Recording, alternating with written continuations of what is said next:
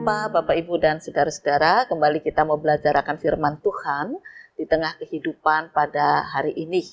Kita masih dalam situasi prihatin, tetapi sudah agak sedikit dilonggarkan.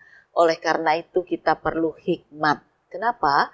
Karena kehidupan kita saat ini bukan sekedar bergantung pada materi dan kesehatan saja, tapi bagaimana hikmat bisa berkuasa atas hidup kita supaya kita tetap sehat menjalani hari-hari yang Tuhan berikan. Mari kita persiapkan firman Tuhan tentang hikmat dari kitab Amsal pasal yang keempat ayat 10 sampai dengan 27. Kitab Amsal pasal 4 ayat 10 sampai dengan 27. Bersama-sama kita akan menaikkan doa pembukaan. Mari kita akan bersama berdoa. Tuhan Yesus, kami bersyukur bahwa Engkau mengaruniakan kepada kami bukan sekedar kesehatan, bukan sekedar ekonomi yang walaupun agak seret tetapi masih bisa memberikan pada kami kehidupan. Tetapi Engkau juga mengaruniakan pada kami iman dan hikmat. Dan dua bekal inilah yang menguatkan kami supaya kami boleh melanjutkan kehidupan hari ini dan hari esok. Sebab ketika materi kami berlimpah tapi kami tidak berhikmat, kami tidak bisa menggunakan berkat Tuhan dengan bijak. Ketika tubuh kami sehat tetapi kami juga tidak berhikmat, maka akan menjadi kesia-siaan. Bimbinglah kami supaya hidup kami penuh hikmat dari firman Tuhan. Dan kami boleh melanjutkan kehidupan hari ini dan masa depan di dalam anugerah pertolongan Tuhan. Kiranya Roh Kudus-Mu berkarya, menguatkan dan memampukan kami memahami kebenaran firman. Inilah doa kami dalam nama Tuhan Yesus Kristus. Amin. Hai anakku, dengarkanlah dan terimalah perkataanku, supaya tahun hidupmu menjadi banyak. Aku mengajarkan jalan hikmat kepadamu. Aku memimpin engkau di jalan yang lurus. Bila engkau berjalan, langkahmu tidak akan terhambat. Bila engkau berlari, engkau tidak akan tersandung. Berpeganglah pada didikan, janganlah melepaskannya. Peliharalah dia, karena dialah hidupmu. Janganlah menempuh jalan orang fasik, dan janganlah mengikuti jalan orang jahat. Jauhilah jalan itu, janganlah melaluinya. Menyimpanglah daripadanya, dan jalanlah terus. Karena mereka tidak dapat tidur, bila tidak berbuat jahat. Kantuk mereka lenyap, bila mereka tidak membuat orang tersandung, karena mereka makan roti kefasikan dan minum anggur kelaliman.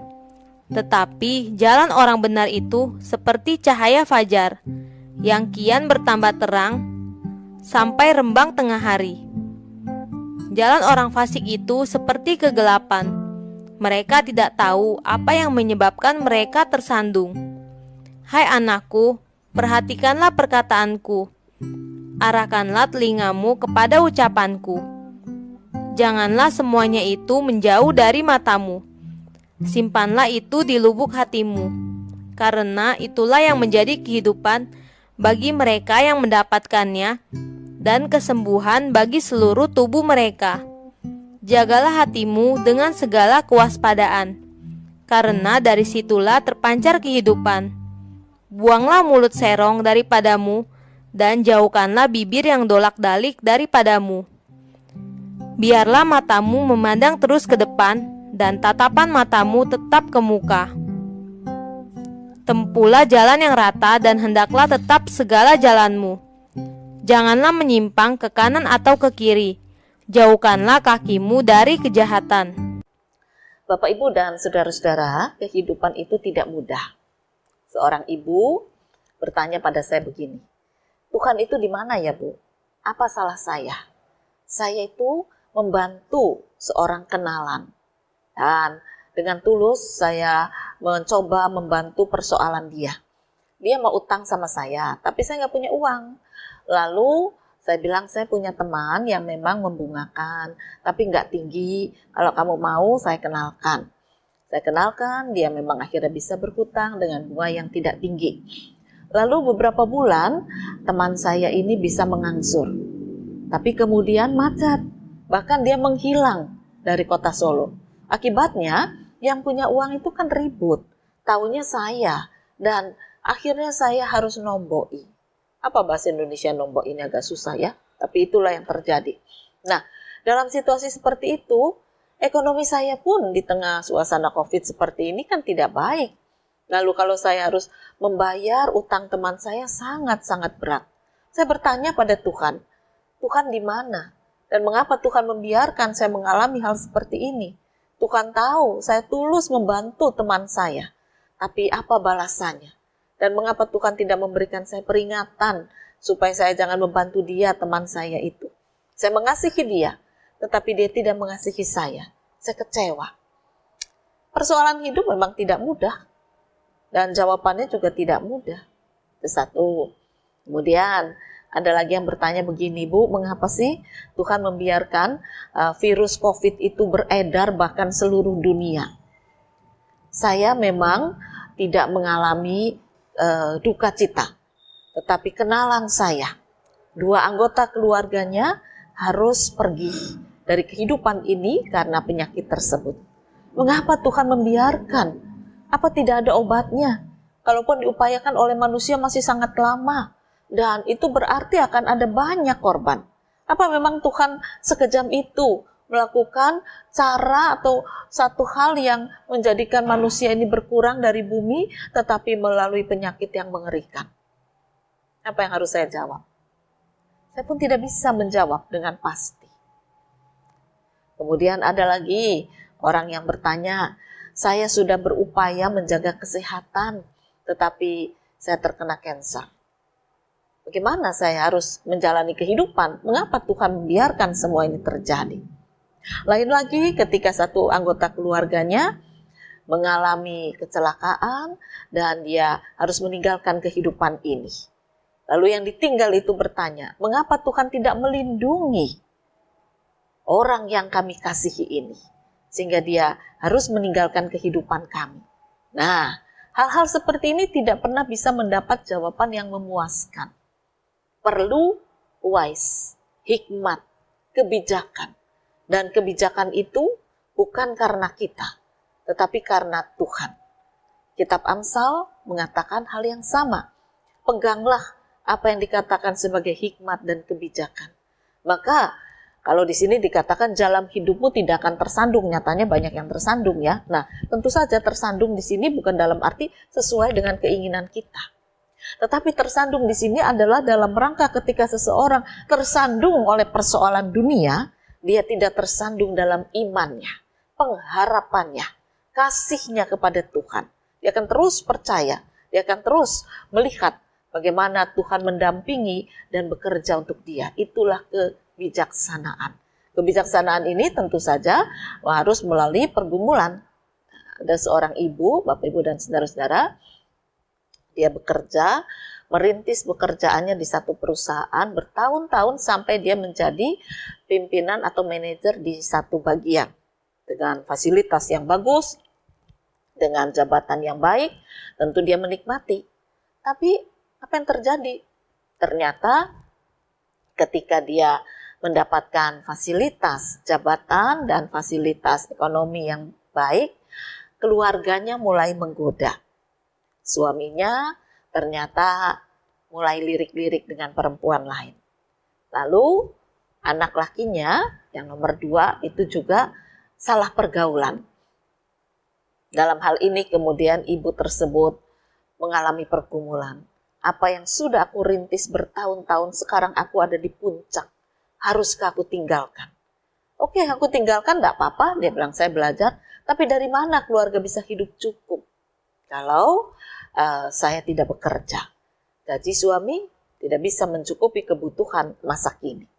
Nah, melalui pendekatan dirinya dengan Tuhan, melalui pergumulan, akhirnya ibu ini berani mengambil keputusan untuk keluar.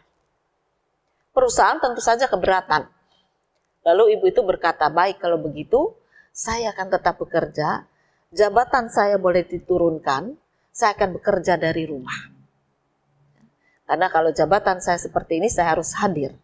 Nah, berikan saya pekerjaan yang di antara pekerjaan ini mana yang bos bisa saya lakukan dari rumah. Saya juga sangat berterima kasih, karena itu berarti penghasilan saya tidak nol sama sekali.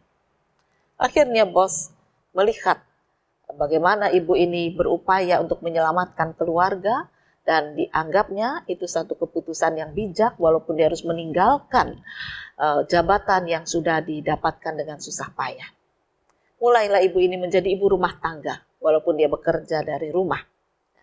Lalu ini yang menggoda. Ya. Kira-kira 7 bulan setelah dia bekerja, dia tidak lagi bekerja, dia berharap suaminya bisa melepaskan pacarnya.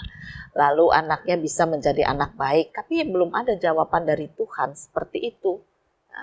Dan kemudian dialah yang digoda oleh teman-temannya. Ketika teman-temannya berkata, ini loh ada barang branded baru, biasanya kan kita sama-sama beli.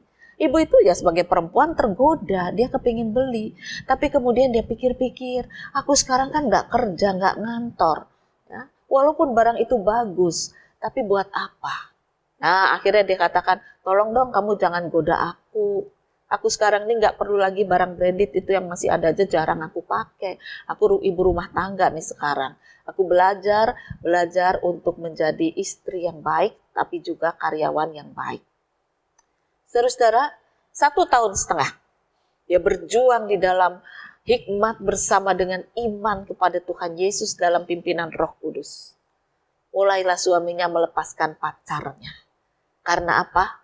Karena dia melihat istrinya itu tidak pernah marah, tidak pernah sentimen, tidak pernah emosi yang tidak terkendali, walaupun tahu suaminya itu punya pacar. Tapi selalu dia sambut kalau pulang dari kerja itu dengan senyum, dengan keramahan. Lalu suaminya bilang, saya tahu istri saya hatinya menangis, marah sekali. Tapi dia tahan sedemikian supaya saya kerasan di rumah. Akhirnya saya kerasan lagi berkat doa dia, berkat sikapnya yang bijak. Bagaimana dia mengatakan kepada suaminya bahwa ketika kamu jatuh cinta lagi, itu bukan karena kesalahanmu semata-mata, tapi karena kesalahanku juga sebagai istri yang mungkin kurang waktu, mungkin kurang mendampingi kamu, sehingga kamu mendapatkan perempuan lain. Saya minta maaf. Nah, suami ini kaget. Jelas-jelas yang main selingkuh itu dia. Istri mana yang tidak cemburu, marah? Harusnya marah. Tapi istrinya ini tidak marah. Bahkan sebaliknya minta maaf. Akhirnya luluh hati suaminya melihat ketulusan kasih istrinya. Nah, suaminya mulai meninggalkan pacarnya walaupun tidak mudah, ya. Tapi dengan tekad akhirnya si suami itu bisa melepaskan pacarnya dan kembali pada istrinya. Lalu bagaimana dengan anaknya? Sama. Ibu itu meminta anaknya untuk kembali, kerasan di rumah, berkomunikasi dengan keluarga itu tidak mudah. Komunitas anaknya sudah sangat sedemikian kuat dan anak itu sudah lama tidak kerasan di rumah. Dan ketika diminta kembali ke rumah, tentu saja itu membutuhkan waktu. Bahkan ibu itu sampai konsultasi ke psikolog, bahkan ke psikiater karena dia stres. Dia mengalami tekanan, ya suami, ya anak. Tapi dengan hikmat. Karena apa? Di dalam ayatnya yang ke-18, Bapak Ibu dan saudara-saudara, saya bacakan firman Tuhan demikian. Tetapi jalan orang benar itu seperti cahaya fajar, yang kian bertambah terang sampai rembang tengah hari. Hikmat ini yang dia pegang, bahwa memang dia harus melalui kegelapan, tapi tidak selamanya kegelapan akan bersama dengan dia. Seperti ambang fajar, mulai dari gelap yang paling pekat, akhirnya dia mulai melihat cahaya kehidupan, cahaya sinar. Dan disitulah dia berpegang teguh pada janji firman Tuhan. Ketika dia dekat dengan Tuhan, ketika dia berhikmat di dalam Tuhan, maka dia bisa melihat cahaya fajar mulai datang kepada dirinya. Nah, bagaimana kita bisa hidup berhikmat itu? Berhikmat itu bukan berarti cuma berani mengambil keputusan, tetapi berhikmat itu adalah orang yang mau mengerti perasaan orang lain, mau mengerti pergumulan orang lain, mau memahami kesulitan orang lain. Dan sebelum dia mengambil keputusan, dia harus berani mengorbankan perasaan dan dirinya, bukan untuk mencari kemenangan diri, tetapi mencari damai Solusi sejahtera itulah yang dia rindukan dan inginkan. Inilah orang yang berhikmat, yaitu menciptakan damai sejahtera kembali di tengah-tengah suasana yang kacau. Nah, otomatis kalau mau suasananya damai, tidak boleh ada ego. Tidak boleh mengatakan saya sudah. Tidak. Tetapi bagaimana dia bisa memahami situasi dan kehidupan yang sedang terjadi, yang sedang kacau. Ketika ibu yang awal tadi saya katakan bertanya, kenapa saya begini? Saya menolong dengan tulus, tapi Tuhan membiarkan. Lalu saya katakan memang Tuhan meminta kita tulus, tetapi meminta kita juga menggunakan akal budi dengan cerdik. Bukankah Tuhan Yesus mengatakan demikian? Itulah hikmat. Bukan sekedar kita kasihan, tetapi kita tidak melihat orang itu kebutuhannya apa. Ketika dia bilang dia butuh uang, apakah kamu betul-betul tahu dia butuh uang untuk hidup atau untuk foya-foya? Ada banyak orang mengatakan saya butuh uang, tapi bukan hidup pokok yang menjadi kebutuhannya, melainkan foya-foyanya. Anaknya butuh HP baru, lalu gengsinya, dan seterusnya. Nah, apa kamu memperhatikan itu? Lalu, ibu tadi mengatakan memang tidak. Saya cuma tahu ya karena dia kenalan saya, dia bilang, Bu, saya pengen butuh uang nih, ada nggak bisa kasih pinjam saya? Nah, lalu saya tanya, kamu tahu nggak uang yang dipinjam itu dibelanjakan apa? Apakah kebutuhan pokok atau kebutuhan tidak pokok? Lalu ibu tadi mengatakan akhirnya saya tahu lebih banyak tidak pokoknya. Dia masuk dalam grup sosialita, dia harus bayar arisan, dia harus traktir teman-teman, dan teman-temannya juga tidak mau cuma di warung-warung kecil, tetapi ya di rumah makan yang cukup mahal bayarnya. Lalu sekarang dia di mana? Ngilang. Nah, ya. Jadi ketika kamu membantu dia, kamu tidak melihat sebenarnya temanmu itu membutuhkan apa. Kalau memang dia membutuhkan beras, beri dia beras, lalu ajarkan pada dia bagaimana cara mendapat beras. Bukan melalui hutang, tetapi melalui pikiran, melalui akal budi, dan melalui iman kepada Kristus. Berhikmat. Ada banyak orang sekarang bisa dagang, aduh murah-murah, bagus-bagus, dan dia bisa beli beras. Dia bisa memberikan nafkah makan kepada keluarganya. Saya pernah dikasih itu, saya bingung ini bikinnya bagaimana lagi ya. Cuma telur-telur yang digulung, tapi digulungnya seperti jala-jala itu bagus. Saya bilang ini gimana bolonginnya ya. Orang saya kalau bikin dadar telur itu bolong-bolong kan nggak mau, malah saya rapetin. Kok dia bisa bikin bolong-bolong ya. Nah, itu menarik saudara. Saya tanya berapa kamu jual? Ini mah murah makanan anak-anak Bu. Tapi dari situ dia bisa beli beras. Akal budi yang Tuhan berikan dipergumulkan dengan iman menjadi bijak. Dia tidak hutang, tapi dia bekerja. Lalu bisa lagi kita bertanya mengapa ini virus kok dibiarkan. Memang ya kita tidak bisa menjawab dengan pasti. Karena para ahli virus mengatakan virus ini bukan cuma baru, udah lama ada. Sekarang menjadi pandemi. Nah, disinilah kita juga perlu berhikmat untuk mencari jawab Tuhan. Ada banyak hal positif yang bisa kita dapatkan dari peristiwa ini. Nah, oleh karena itu mari sekarang kita lanjutkan kehidupan dengan berhikmat. Kita sekarang mungkin sedang mengalami kegelapan, tetapi hikmat Tuhan menjanjikan kita akan memasuki rembang fajar pagi. Tidak langsung terang, tapi sedikit demi sedikit matahari mulai muncul. Dan itu mulai mengikis kegelapan. Pakailah akal budi yang Tuhan karuniakan. Teguhkan dengan iman saudara. Pikirkan orang lain dengan perasaan saudara. Pikirkan perasaan orang lain supaya saudara merasakan apa yang dia rasakan dan menjadi berhikmat ketika saudara mengambil keputusan. Pikirkan juga keberadaan orang lain. Bukan cuma diri kita. Supaya kita bisa membandingkan kita yang sekarang di dalam kegelapan, melihat keberadaan orang lain yang mungkin jauh lebih menyedihkan tetapi imannya lebih kuat, di sanalah hikmat Tuhan akan berbicara. Nikmatilah kehidupan yang Tuhan karuniakan. Jangan cuma ributkan soal tidak punya uang.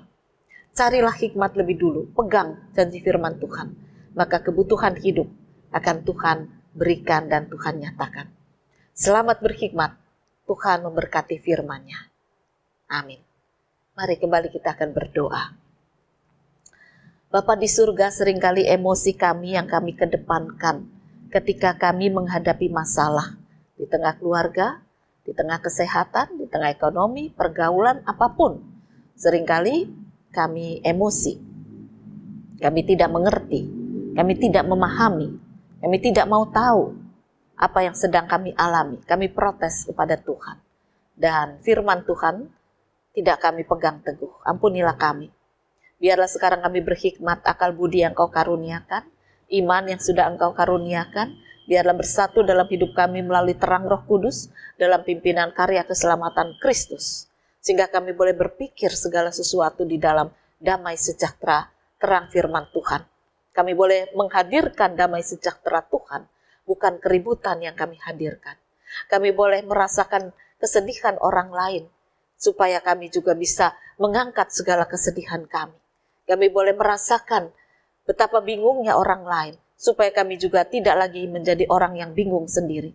Karena hikmat Tuhan yang berkuasa atas kami, ketika kami hidup berdamai dengan firman Tuhan. Hikmat-Mu yang berkuasa, memberikan pada kami kekuatan, dan kami pegang teguh janji firman Tuhan yang berhikmat kepada kami. Terima kasih.